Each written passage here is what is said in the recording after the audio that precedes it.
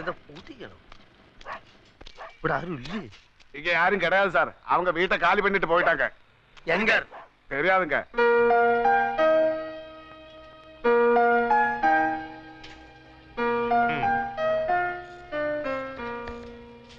ഈ കാശ് കൈ കിട്ടാൻ എത്ര നാളാവും? ബാങ്കിന്റെ കുറച്ച് ഫോർമാലിറ്റീസ് ഒക്കെ ഉണ്ട്.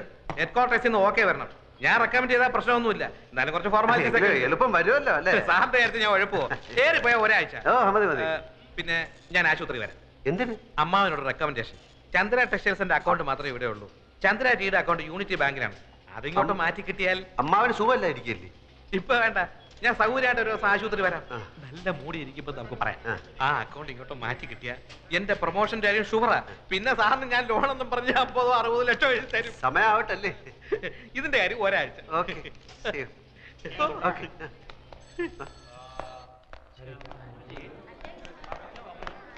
ഞാൻ കാത്തു നിൽക്കുകയായിരുന്നു. വർമ്മ സാർ ഉഷാറായി. ഡോക്ടർ ചെക്ക് ചെയ്തിട്ട് ആളിപ്പോ ഇരുമ്പ് പോലെ ഉണ്ടെന്ന്. അത് നന്നായി. മൂപ്പർക്ക് വിഷമാവുമെങ്കിലും ഇനിയിപ്പോ ഉള്ള സത്യം പറയാൻ മടിക്കണ്ട. നമുക്ക് ഇപ്പൊ തന്നെ പറയാം അല്ലേ? എന്ത്? താൻ ആൽഫിയല്ല, അപ്പുക്കുട്ടനാണ്, ചന്ദ്രകുഞ്ഞിന്റെ ഭർത്താവല്ലാന്ന്. എനിക്ക് വയ്യ. അതെന്താ? എനിക്ക് വയ്യേ. അതെന്താന്നാ ഞാൻ? എനിക്ക് വയ്യ. അത് തന്നെ. അപ്പൊ എന്താടാ നിന്റെ ഉദ്ദേശം? ഉദ്ദേശം പിന്നെ പറയാം. ഞാനാണ് ആൽഫി, ചന്ദ്രയുടെ ഭർത്താവ്. അത്രയും മനസ്സിലായോ? 14-ാം തീയതി ഞങ്ങൾ രജിസ്റ്റർ കച്ചേരിയിൽ വെച്ച് കല്യാണം കഴിച്ചു. തൽക്കാലം ഇതൊന്നും മാറ്റി പറയാൻ സൗകര്യമില്ല. അത് തന്നെ. നീയല്ലേ പറഞ്ഞ സത്യം പറയാൻ പോവാന്ന്? താനല്ലേ പറഞ്ഞ സത്യം പറയണ്ടെന്ന്? അതപ്പോ. എന്നാ ഇതിപ്പോ.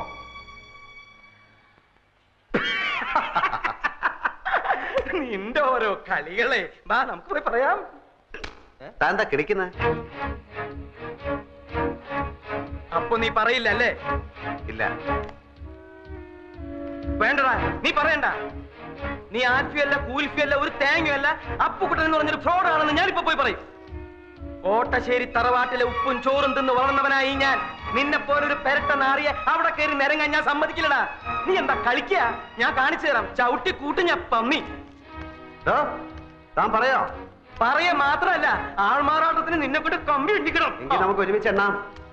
പോട ചെക്ക, നീ എന്താ എന്നെ പെരട്ടുക? ഏയ് അങ്ങനൊന്നുമില്ല.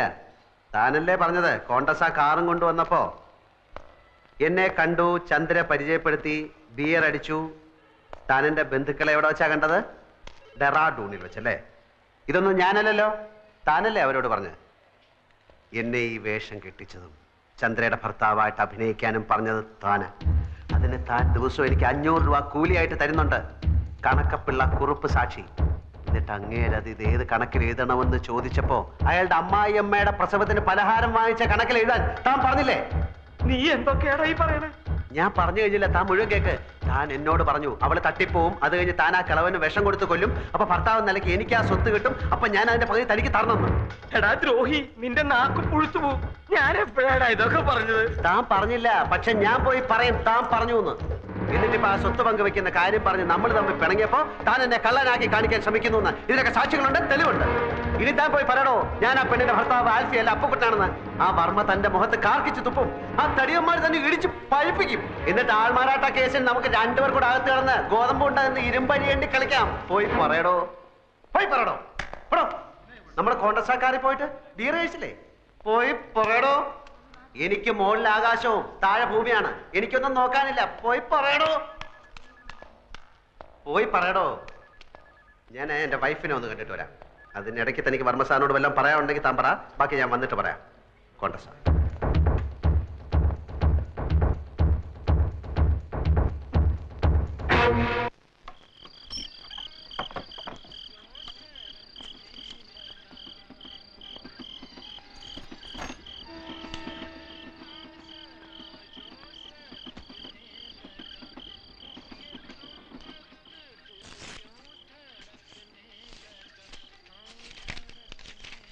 പ്രിയപ്പെട്ട ഏട്ടന്, ഏട്ടൻ എന്നാ ഇങ്ങോട്ട് വരുന്നത്?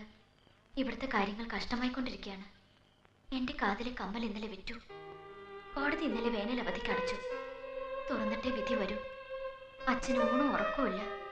ചിലപ്പോൾ ഒറ്റയ്ക്കിരുന്ന് കരയുന്നത് കാണാം. എന്നും ചേട്ടൻ എപ്പോഴാ വരുന്നതെന്ന് ചോദിക്കും. ഒരു സമാധാനത്തിനെങ്കിലും ഒരു എഴുത്ത് അച്ഛൻ എഴുതണം.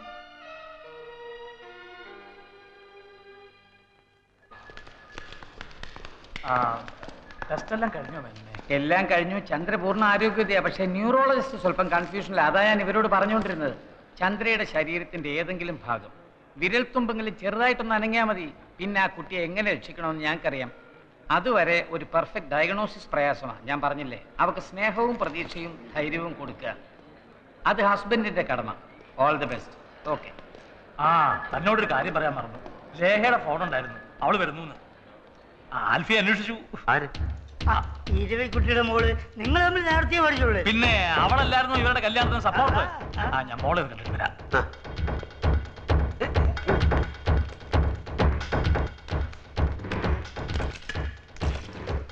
പുത്തൻകുരിശ്? പുത്തൻകുരിശ് എന്ന് പറഞ്ഞ എറണാകുളത്തിനടുത്തുള്ള സ്ഥല. ഏതാ ഈ അവതാരം?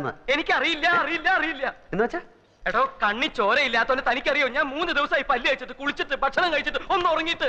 അതിനെങ്ങനെയാ ഉറങ്ങാൻ കിടക്കുമ്പോ താൻ എന്റെ മുമ്പിൽ ഭൂതം പോലെ വന്ന് നിൽക്കല്ലേ? ഞാൻ ഇനിയുള്ള സത്യം തുറന്നു പറയാൻ പോവാ. എനിക്ക് വയ്യ, വയ്യ, വയ്യ, വയ്യ. കോൺഗ്രസിൽ നമ്മൾ ബിയർ അടിക്കാൻ ഡെറാഡൂണിൽ അച്ഛനെ കാണാൻ കോൺഗ്രസിൽ നമ്മൾ ഓടിച്ചിട്ട് കോൺഗ്രസിൽ നമ്മൾ വന്നില്ലേ? എനിക്ക് എല്ലാം ഓർമ്മയുണ്ട്. നമുക്ക് എന്താ ചെയ്യണ്ടേ? അല്ല, എന്താ ഈ കോൺഗ്രസ്?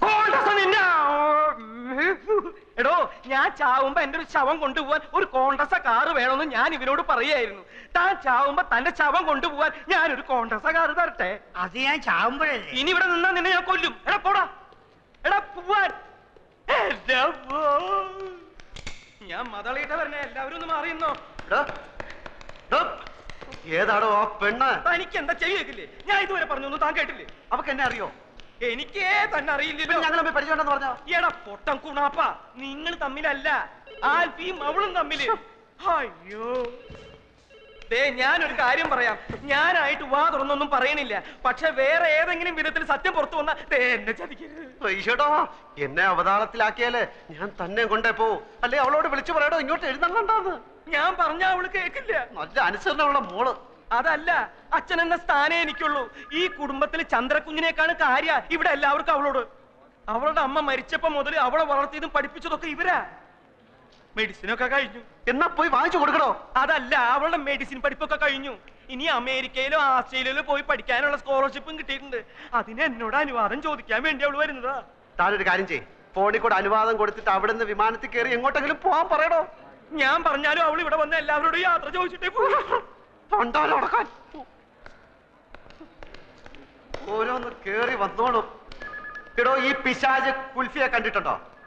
അവളും ചന്ദ്രയും തമ്മിൽ അടയും ചക്കരയും പോലെയാ. അട ചക്കരയോട് പറഞ്ഞിട്ടുള്ള അറിവേ ഉള്ളോ, അതോ അട നേരിട്ട് ആൽഫിയെ കണ്ടിട്ടുണ്ടോന്ന്? എനിക്കറിയില്ല. ഇവിടെ നമ്മളിപ്പോ എന്ത് ചെയ്യും? എനിക്ക് അറിഞ്ഞൂടാ. ഇവിടെ എന്തെങ്കിലും ഒന്ന് പറയടോ. ഇവിടെ എന്തെങ്കിലും ഒന്ന് പറയടോ. ഭാരത മാതാക്കി ജയ്. അതും ഇതുമായിട്ട് എന്താ ബന്ധം? താനല്ലേ പറഞ്ഞ എന്തെങ്കിലും ഒന്ന് പറയാൻ. ഓ, അത് ശരി. അപ്പൊ അവള് വരട്ടെ, അവൾ എന്നെ കാണട്ടെ. ഞാൻ ആൽഫി അല്ലെന്ന് അവള് പറയട്ടെ. അപ്പൊ നമുക്ക് രണ്ടുപേർ കൂടെ ജയിലിൽ കിടന്നേ ഭാരത മാതാക്കി ജയ്, ഭാരത മാതാക്കി ജയ് എന്ന് വെറുതെ എല്ലാ കയ്യും കാലും ഒടിഞ്ഞത്.